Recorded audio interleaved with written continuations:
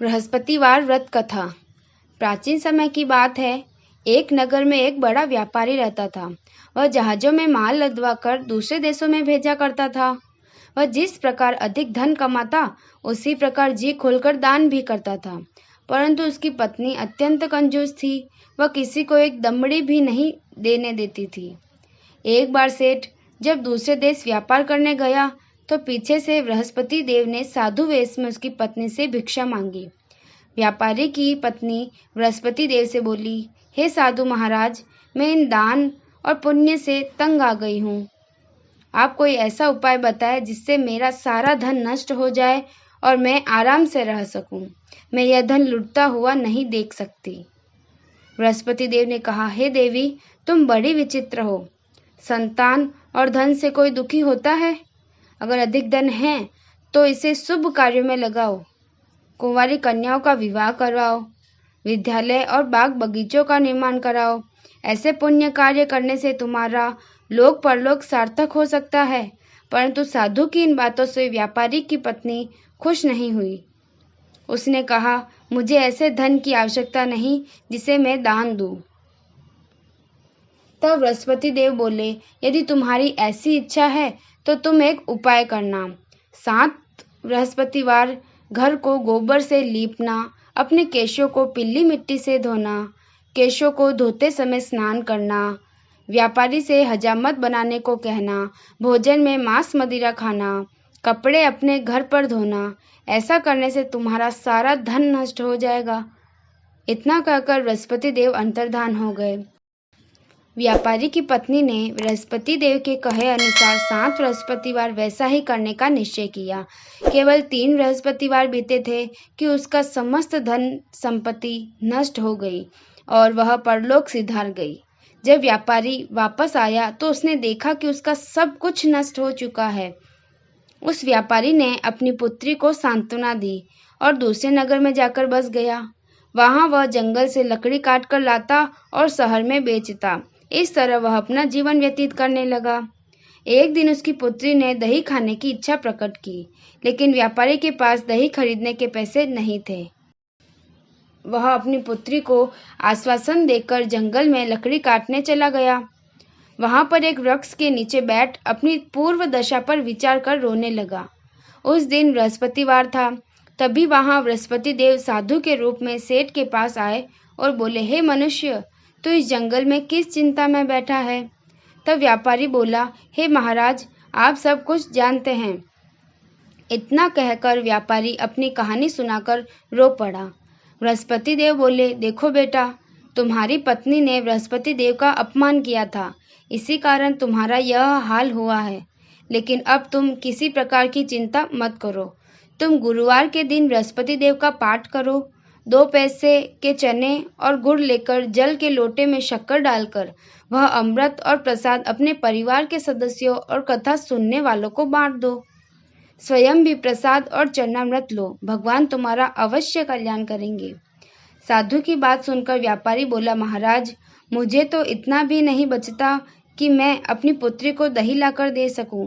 इस पर साधु जी बोले, तुम लकड़ियां शहर में बेचने जाना, तुम्हें लकड़ियों के दाम पहले से 4 गुना मिलेंगे। तुम्हारे सारे कार्य सिद्ध हो जाएंगे। उसने लकड़ियां काटी और शहर में बेचने के लिए चल पड़ा। उसकी लकड़ियां अच्छे दाम में बिक गई, जिससे उसने अपनी पुत्री के लिए दही लिया और गुरुवार की कथा हेतु चना गुड़ लेकर कथा की और प्रसाद बांटकर स्वयं भी खाया। उसी दिन से उसकी सभी कठिनाइयां दूर होने लगी।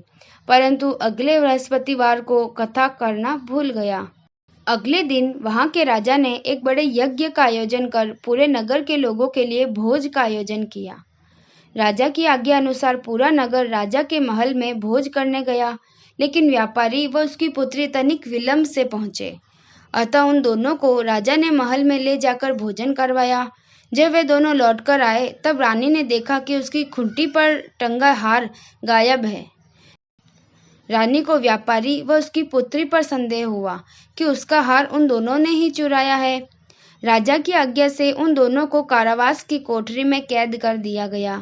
कैद में पड़कर दोनों अत्यंत दुखी हुए। वहां उन्होंने बृहस्पति देवता का स्मरण किया। बृहस्पति देव ने प्रकट होकर व्यापारी को उसकी भूल का आभास कराया और उन्हें सलाह दी कि गुरुवार के दिन कैद खाने के दरवाजे पर तुम्हें 2 पैसे मिलेंगे। उनसे तुम चने और मुनक्का मंगवाकर विधि पूर्वक बृहस्पतिवार की कथा करना। तुम्हारे सब दुख दूर हो जाएंगे। बृहस्पतिवार को कैद खाने के द्वार पर उन्हें 2 पैसे मिले। बाहर सड़क पर एक स्त्री जा रही थी। व्यापारी ने उसे बुलाकर गुड़ और चने लाने को कहा। इस पर वह स्त्री बोली, मैं अपनी बहू के लिए गहने लेने जा रही हूँ, मेरे पास समय नहीं है। इतना कहकर वह चली गई। थोड़ी देर बाद वहाँ एक और स्त्री आई। व्यापारी ने उसे बुलाकर कहा, हे बहन, मुझे बृहस्पतिवार की कथा करनी है, तुम मुझे 2 पैसे के गुड़ चना ला दो।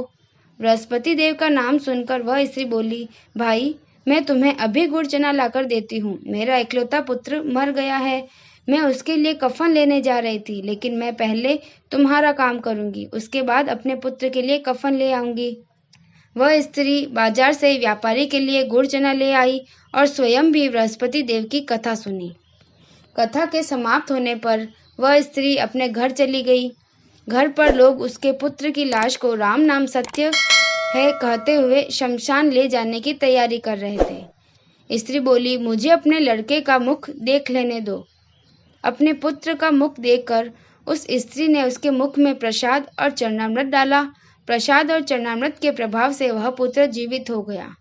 पहली स्त्री जिसने बृहस्पति देव का निरादर किया था, वह जब अपने पुत्र के विवाह हेतु पुत्र वधू के लिए गहने लेकर लौटी और जैसे ही उसका पुत्र घोड़ी पर बैठकर निकला, वैसे ही घोड़ी ने ऐसी छलांग मारी कि वह घोड़ी से गिरकर मर गया। यह देख स्त्री रो रोकर बृहस्पति देव से क्षमा याचना करने लगी। उस स्त्री की याचना से बृहस्पति देव साधु वेश में वहां पहुंचकर कहने लगे, देवी, तुम्हें अधिक विलाप करने की आवश्यकता नहीं है। यह बृहस्पति देव का अनादर करने के कारण हुआ है। तुम वापस जाकर मेरे भक्त से क्षमा मांगकर कथा सुनो, तब ही तुम्हारी मनोकामना पूर्ण होगी।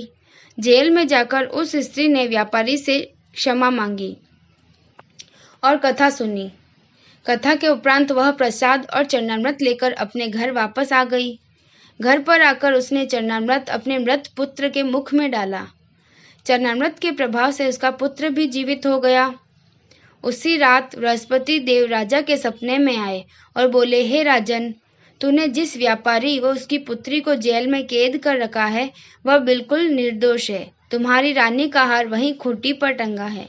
दिन निकला तो रानी ने हार खूंटी पर लटका हुआ देखा। राजा ने उस व्यापारी व उसकी पुत्री को रिहा कर दिया और उन्हें आधा राज्य देकर उसकी पुत्री का विवाह उच्च कुल में करवाकर दहेज में हीरे जवाहरात दिए।